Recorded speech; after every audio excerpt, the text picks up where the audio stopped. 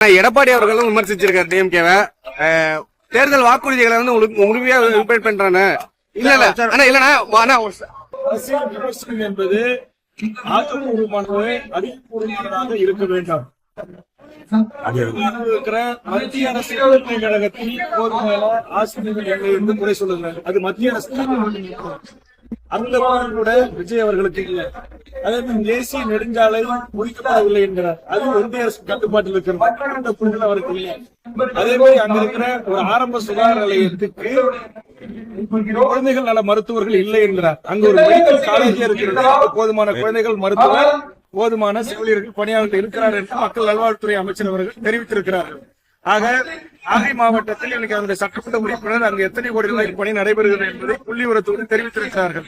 ஆக அடிப்படை தெளிவும் அடிப்படை புரிதலும் உண்மையான கல்வி நிலவரத்தை தெரிந்து கொண்டு பலாயிரக்கணக்கான மக்கள் மத்தியில் உண்மையை பேச வேண்டும். எந்த துறை யார் கட்டுப்பாட்டில் வருகிறது, ஒன்றிய அரசு கட்டுப்பாட்டில் எந்த துறை இருக்கிறது, மாநில அரசு துறை எந்த துறை இருக்கிறது என்கிற ஒரு கவலை இல்லாமல் யாரோ இருப்பதை மேடையில் என்பது விஜய் போன்ற அரசியல் கட்சி தலைவராக தன்னை உருமாற்றி வருகிறது.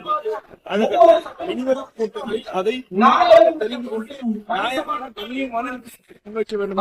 ஆனா எடப்பாடி அவர்களும் விமர்சிச்சிருக்காரு டிஎம்கேவை. தேர்தல் வாக்குறுதிகளை வந்து உங்களுக்கு முழுமையா இம்ப்ளிமெண்ட் பண்றானே.